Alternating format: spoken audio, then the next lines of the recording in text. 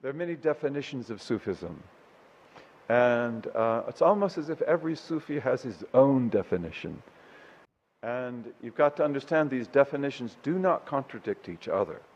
There are different perspectives on this incredible reality that manifests itself in so many different ways. Al-Qutb al-Dardir, may Allah give us the blessings of his wilayah. He says, for example, التصوف علم يعرف به صلاح القلب والحواس. I mean, this is an amazing definition. He says Sufism is a science by which we know the soundness, the healthiness of the heart and the senses. So the Sufi also, his or her senses are sound. Taste, touch, smell, hearing, seeing, and the inner senses as well. Imagination, memory, thought, and so forth. But one of the definitions that I like is Abu al-Hussein al-Nuri, may Allah be pleased with him, who's one of the early Sufis. And he said, Sufism is neither formalized practices nor acquired sciences. It is ethical conduct. It is akhlaq. And that, no one would object to that. In other words, the Sufis, do they have formalized practices? Yes. And do these differ? Yes. And do these change? That's also true. They do change. But that's not what it is. Those formalized practices, they are not the reality of this thing. Nor is it acquired sciences, although the Sufis are the masters of language and poetry and states. But that's not what it is. It is ethical conduct, that you worship God as if you could see Him, that you behave as if you could see Him. For although you cannot see Him, He sees you. And again, this is what you see in the Prophet ﷺ. وَإِنَّكَ لَعَلَى خُلُقٍ عَظِيمٍ. That verily, you have the most noble character, the most perfect character. So that's what it is. Muhammad ibn Ali al-Kattani, who's a little bit before An-Nuri, he said the same thing. Sufism is ethical conduct, akhlaq. Whoever surpasses you in ethical conduct surpasses you in Sufism. And this is why also Imam al-Ghazali, may Allah enable us to love him and to learn from him. This is one of the unique giants of all time and one of the great blessings of all ages. But what is it that he focuses on more than anything else in Ihya Ulumuddin? Ethical conduct. The heart, getting the heart right, getting the tongue right, getting ourselves right, learning to live with each other, because that's what it's all about. Where does ethical conduct begin, by the way? Imam al-Ghazali says, in your stomach. You've got to learn how to eat properly and how to drink properly. And you've got to learn to teach your children how to eat politely. Don't throw food, share food, eat the food, don't eat too fast. May Allah give us the ability to begin, bi-idhnillahi ta'ala. But he says that thus Sufism is not a system of practice or a body of acquired learning, even of metaphysics or of speculative truth, but it is a way of living right, inwardly and outwardly, and also of being safe, so that when your day of judgment comes, which is when the shroud goes on us, as our brother Shams said the other day, we were talking about the signs of the last day, and he was saying, what's really relevant for you is your last day. When will your day of judgment come? That's really what is of concern to me. So when that comes, are you ready? What was your life like? And this is why also the great Sufi masters, they say that the people who reject this teaching, the teaching of the masters, like Jalaluddin, you can learn from him everything. Then usually they die having stubbornly held to very serious violations of ethical conduct and good without ever having known that. Again, when you look at the Khawarij, whom we talked about, these are people who see clearly what they imagine as the faults of others. They don't see their own faults. They always see the fault of the other. And this is one of the things that we see also in a lot of the Muslims who we may not like to keep their company today. They are arrogant people. They are people who often have no self-consciousness at all, no self-knowledge at all. So we have to learn to live right. And living right means getting the heart right. So it's a rule by which we live, a guideline by which we live. Imam al-Ghazali, may Allah be pleased with him, he defined Sufism and al-Munqidh min al-Dalal, his great biographical work, as the thorough inner examination of religious experiments and of their results in the practicing believer. So again, this all fits in, but it is this ability to examine. And this is why also the Shaykh al-Akbar, may Allah be pleased with him, he has beautiful statements in his work about ijtihad and the sanctity of ijtihad. Ijtihad, as you know, is when we exert our hearts and minds to find the right answers to things. And it is at the very essence of this prophetic religion. This is a religion that was meant to work everywhere. And that can only be with ijtihad. That how do we apply this religion in Java? We mentioned, for example, that when the Javanese began to build their mosques, they made them sacred mountains, which is a beautiful type of architecture. And, in Java, carpets and even a thatch, you can't have that on the floor because it's too humid, it's too hot. They're insects. Some of them are noxious. So they will have just stone. And the stone is cool. And then the way the mosque is built, it will also be very cool, very empty. Air is flowing in it. But the peasants, they work in rice fields. They're rice peasants. They're muddy when they come to the mosque. And so how do you keep them from getting the mosque muddy? And again, we want to be polite. They're coming to the mosque. You don't want to be rude to them. So the Javanese had an amazing solution. This is ijtihad. And that is that the place where they go to make wudu, they have to walk through a pool of water to get there. And they have to walk through the pool of water when they leave. And then when they come to the beautiful mosque, they have to walk through another pool of water, and so do you if you want to get in the mosque. And so then when they come in the mosque, they're really clean. They're really clean. And no one said anything about dirty feet. See, that's ijtihad. And look at the courtesy. Look at the wisdom. Look at the wisdom in that. And then, of course, you have this muddy water, which is going to be very good for mosquitoes. And so put some fish in the water, carp and other types of fish. They will keep it clean. They will eat the mosquitoes. And if they get big, maybe you can eat the carp.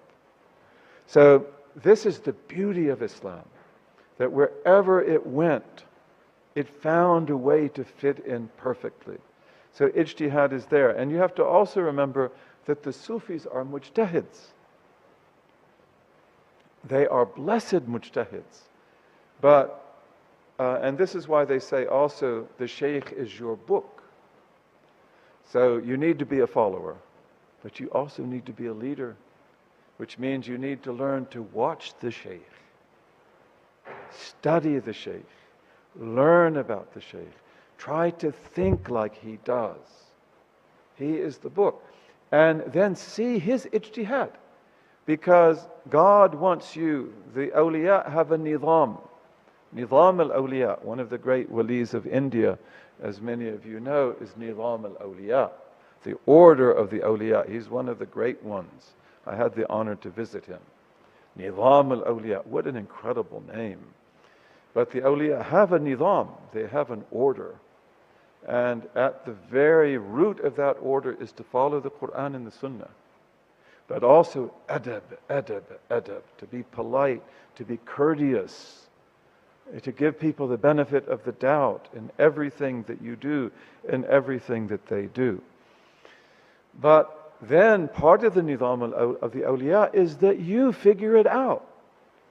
That's why the Sufis, they tell us about metaphysical realities that relate to the heart, that relate to the human body, that relate to the human society and history and other things.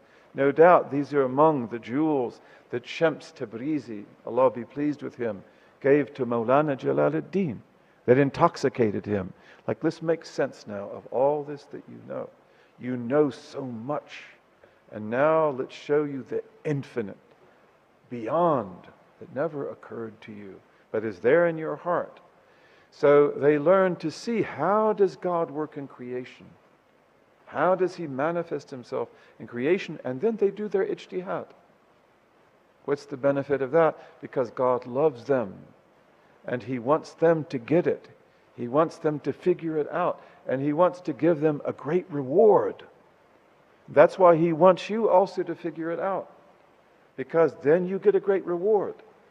God could just do it, but it's so much better if you can do it on God's permission and get a great reward for it, bi'idhnillahi ta'ala. So this is Imam Al-Ghazali, his definition. You know, that Sufism is inner experimentation and realization of the proper practice of religion as transmitted. And this always meant for the Sufis that you must put words into practice before you can understand them, before you can unlock them. I mentioned these beautiful verses of Rumi, may Allah be pleased with him, in which he says, you cannot withstand the light of God. It's too much for you. So he gives you beautiful words. And these words contain in them that light, but it's veiled. And slowly, slowly, it unveils itself. It unpacks itself into your heart as your heart grows. So then you come to understand these things in a way that you never imagined you could ever understand. So we say, من عمل بما علم أورثه الله علما ما لم يكن يعلم.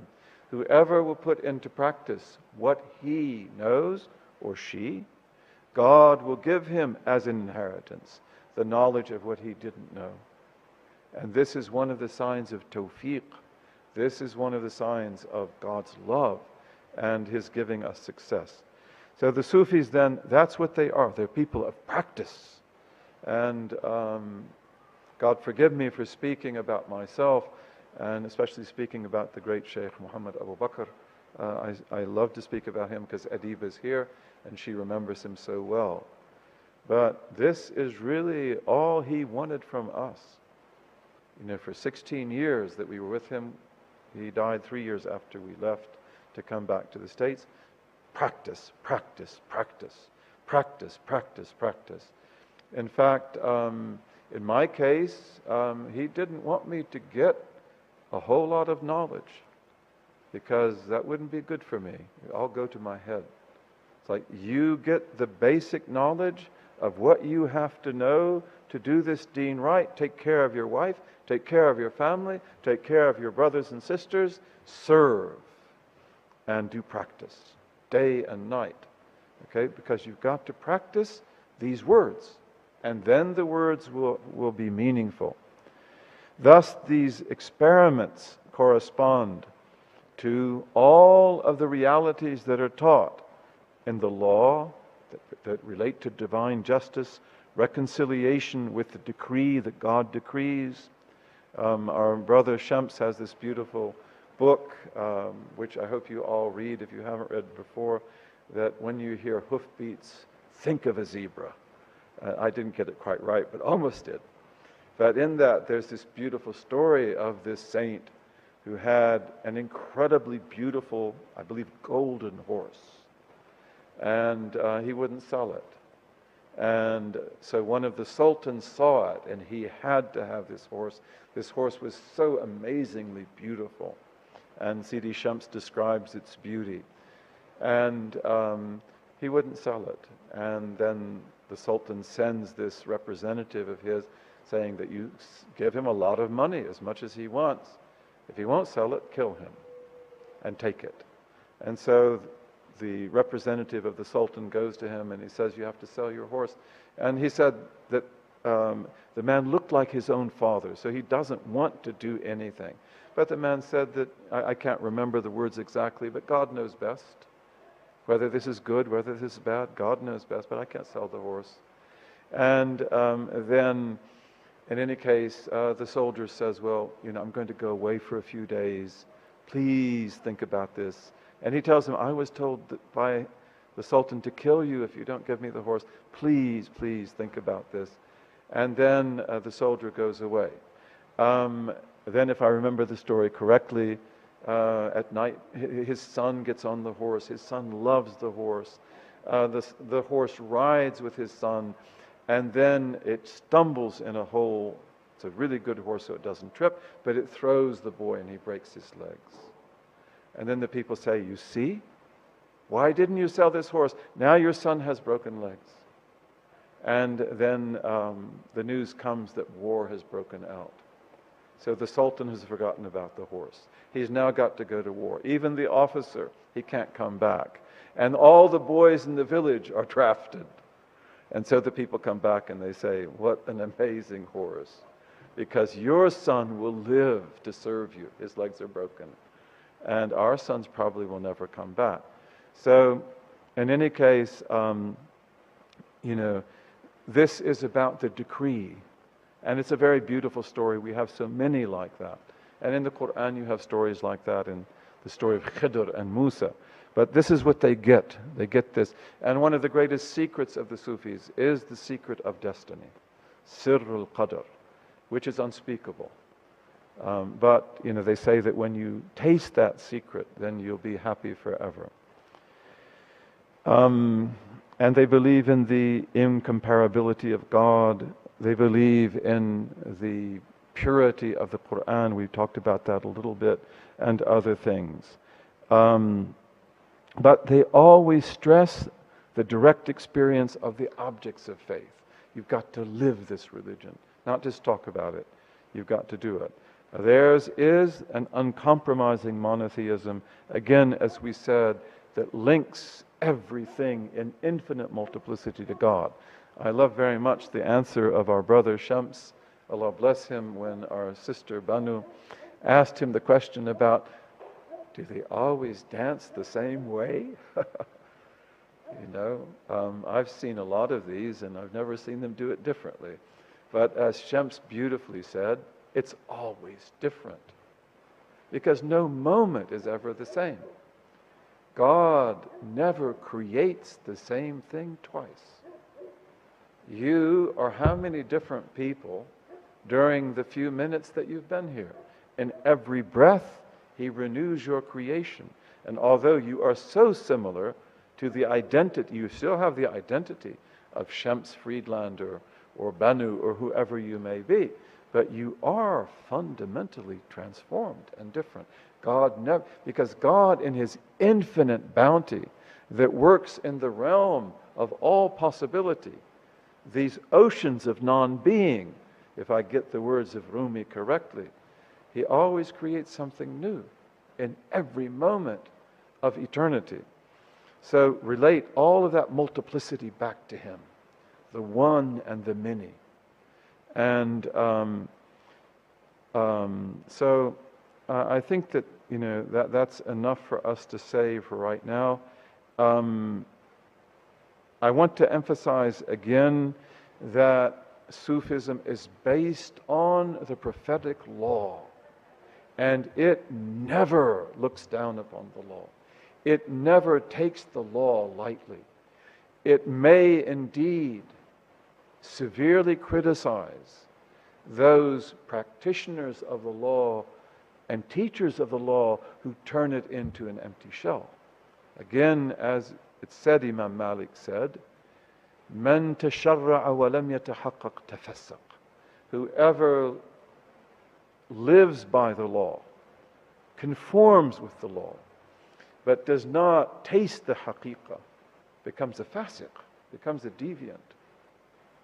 And that's almost the same as a hypocrite, because the hypocrite is a fasiq. And whoever lives by the haqiqah, and the realities of haqiqah are an endless ocean, first principles, but first principles lead to infinite myriads of first principles. And we have certain traditions in the world that are filled with metaphysical truths. You can drown there if you want. But if you wear the sandals of the Prophet ﷺ and have that law and get on the ark of Noah, you'll be safe in that sea, bi'idhnillahi ta'ala. But the law is very, very important to them. Imam al-Junayd, let's take a few quotations. Imam al-Junayd, who is the Imam of all of us. He is the Imam of the Sufis. He says, "This knowledge of ours is erected on the foundations of the Quran and the Sunnah." Okay, that's its foundation, and it will never leave that foundation. No Sufi has ever proclaimed the absolute necessity of rigorously observing the law with greater vigor than Ibn Arabi. And he was serious about this. He was not a goofy Sufi. He was extremely serious about everything he did. A master of the law, absolutely.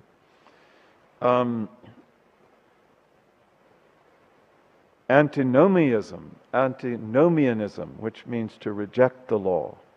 We live in the world of the autonomous individual, and that's essentially antinomian. It's essentially a rejection of law. But for Ibn Arabi and for the whole Sufi tradition, any Sufi who rejects the law has brought about a total rupture between the Quran and the Furqan, the inner and the outward. And this is the very essence of destruction. One of the hallmarks of Sunni Islam, and especially of the Sufi tradition, is bringing it all together so that the outward reflects the inward, and the inward goes to infinite heights. Imam al-Sha'rani, who is he's also called one of the Imams of the two groups of the legal thinkers and of the Sufis, and he's also one of the great defenders of Ibn Arabi, may Allah be pleased with them all. He says that it is a matter of consensus among the people of the path, the people of God, the Qawm, the Sufis, that no one is qualified to preside over the path, to be a Shaykh, like Maulana Jalaluddin was, except one who has profound mastery of the religious law. Every Shaykh is a faqih, but not every faqih is a Shaykh. He asserts that every Sufi, every Shaykh is actually the word he uses, is a faqih, but not every faqih is a Shaykh. And again, Shamsuddin at-Tabrizi, Maulana Jalaluddin, these were masters of the outward and the inward. Shaykh Ahmed Zarruq, may Allah be pleased with him, one of the great Sufis of North Africa, he says, there can be no Sufism without knowledge of the law and practice of the law. For the outward rulings of God cannot be known except by means of it, the law. But there is also no true knowledge of the law except in conjunction with Sufism. So he's repeating the same reality. They are the ones who know the law. For there is no valid praxis, there's no valid practice, but with truthfulness and sound orientation towards God. And neither of them is possible but with certain faith.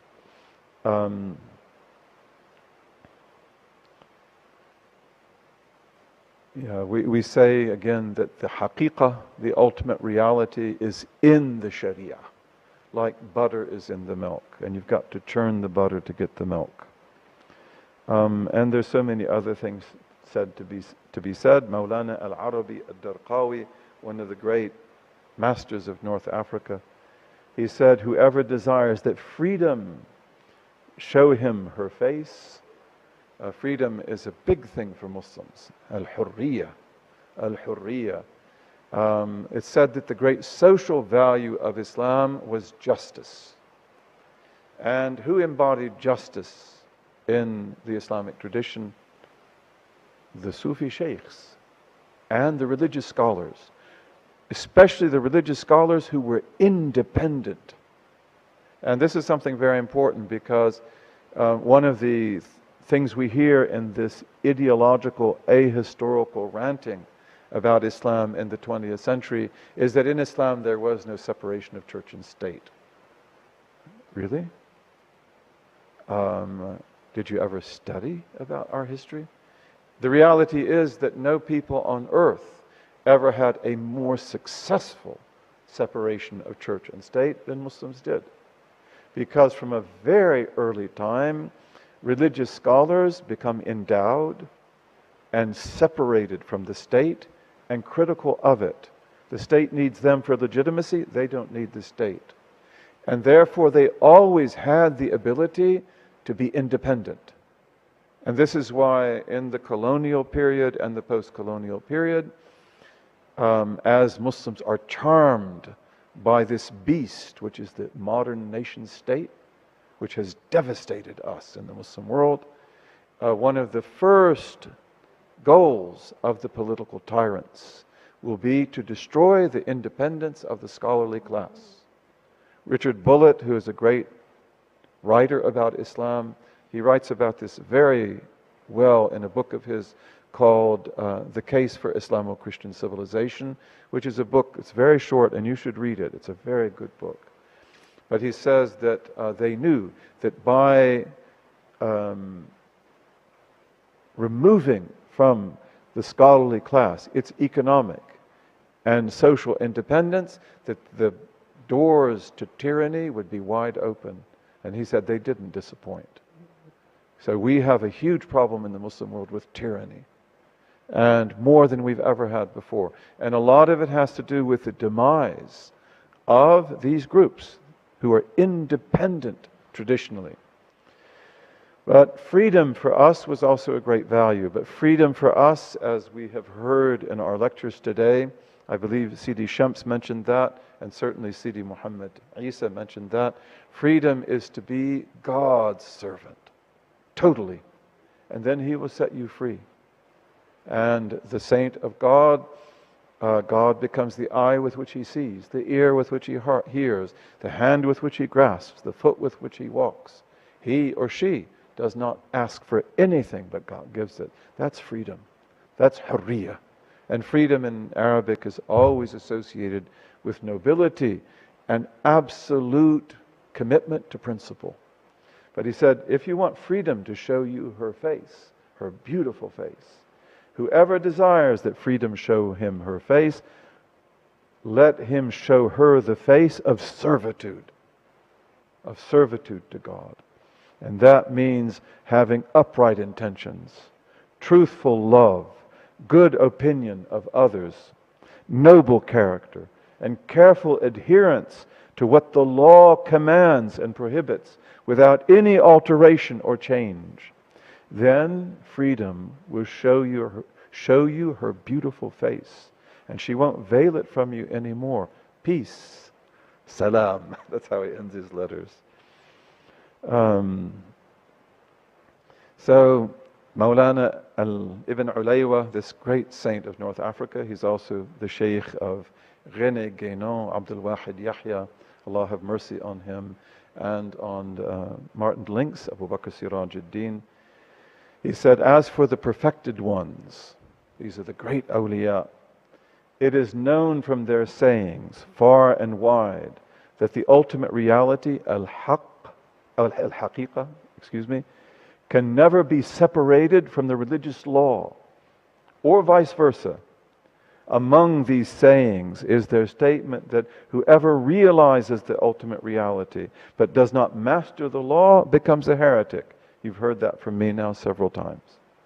And whoever masters the law but does not realize the ultimate reality becomes a profligate. That's somebody else's translation. But it's good. Zindiq. Also among their sayings is the adage that the ultimate reality is hidden within the religious law, like, you heard it from me, I heard it from him, butter is hidden within the milk. By turning the milk, the butter appears. Those who have true knowledge of God are not veiled by the outward aspects of things from their inward realities. This is Tawheed. They are not veiled by the outward realities of things from their inward realities. They are veils of power. They are veils of power. Their existence is impossible without the eternal, necessary existence of God, the one, the real. So they're not veiled by these things ever, nor are they veiled by the inward realities of things from their outward aspects. The outward utterance of speech does not veil them from its meaning, nor does the meaning veil them from the outward utterance. Their feet are firmly planted in both worlds. Their feet are firmly planted in both hadras, both presences, the outward and the inward. And may God make us like that. There's so much more to say. There's not a whole lot of time to say it. And may God bless this gathering. May He bless this beautiful place. This is the land of the awliya. And this is one of the great things about Islamic civilization. If you were to study Ottoman history, Seljuk history, the history of the Muslims of Central Asia, of Spain and Portugal, we created an amazing civilization that was free and that was liberating. And that's not an exaggeration. And in which Jews were respected and Christians were respected. The Jews of Muslim Spain and Portugal, many of them were pure Hebrews. They are very special people. And they attained a level here they never, ever attained before that or after that. And they knew that. They acknowledged that. And they had great freedom here. They had great honor here. And all Christians did as well. Every single Muslim city here had a Catholic bishop, honored and respected, who could go to Rome whenever he wanted to. Okay, we never had a problem with that. You're free, you know. And yet, in this civilization here, we've talked about that before. One of the amazing things that Islam did was it did undercut the feudal system. It freed the peasants. And it did that almost without knowing it was doing it. You know, but this land was rich. And always when you study about it, you see that the great Sufis, the people who wanted God, who would live in the mountains and live in caves and journey from one place to another, they could live here very freely. The people respected them. The people loved them. The people benefited from them. And there was this harmony between them and others. When you read the Shaykh al-Akbar, you'll get lots of stories about that, of great awliya that he met in Granada, great awliya that he met in Murcia, and so forth. And this is the way it was in the Muslim world. And we've talked in the past about Islamic globalism. Can we use that word? You know, Ibn Battuta, when he sets out from Venice in the 14th century to go to China, because China is where it's happening. This was the great Muslim economic undertaking of the 13th and the 14th century. Scholars have written about it. The Muslims put together with the Chinese, and especially with the Mongols, the Il Khans, the Yuan Mongol rulers of China and others, they put together an incredible economic system. An incredible economic system that's been studied very well. And of course there is this globalism in which you can travel. On the Indian Ocean, you have the Chinese Navy that will protect you from pirates. And you have Muslim merchants are the main ones that are going. And you have also Europe was part of that. Italy, Provence, what is today Belgium, and so forth. Very, very amazing thing. Ibn Battuta is part of that world. Venice was part of that world. So he wants to find out what's out there. And he and his family set off from Venice. They go on their long journey. You know about that. Ibn Battuta is an alien from the time he leaves the province of Venice. I meant Marco Polo. Thank you. Thank you. That would have been a disaster. Ibn Battuta was not a Venetian, okay? And when Marco Polo comes back to Venice, Ibn Battuta leaves Tangier to make his pilgrimage. And then he will travel maybe 3 times as far as as Marco Polo went. The amazing thing about Ibn Battuta is he's never a foreigner, ever. Whether he goes to Anatolia and is among the Turks and the Persian speakers, whether he goes to China, Central Asia, whether he goes to the Maldive Islands, whether he goes to East Africa, West Africa, whether he comes to Spain or Portugal, he's always at home with his Muslim brothers. That's amazing. But one of the things that we see when we look at that world, that Ibn Battuta gives us a window into, is that in that world, it wasn't just an economic globalism, although it was that. An amazing economic globalism. But it was also a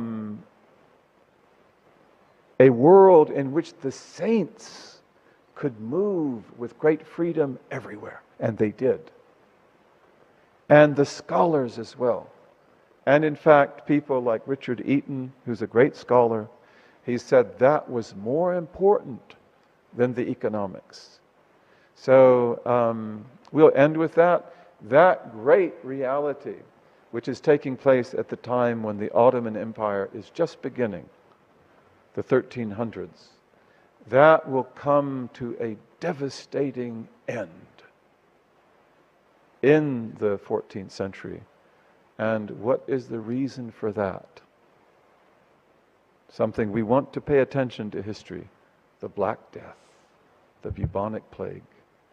The bubonic plague will spread through all of China. Again, in Europe, we tend to be very myopic. We can't be that way. Europeans have got to learn that they're part of the world.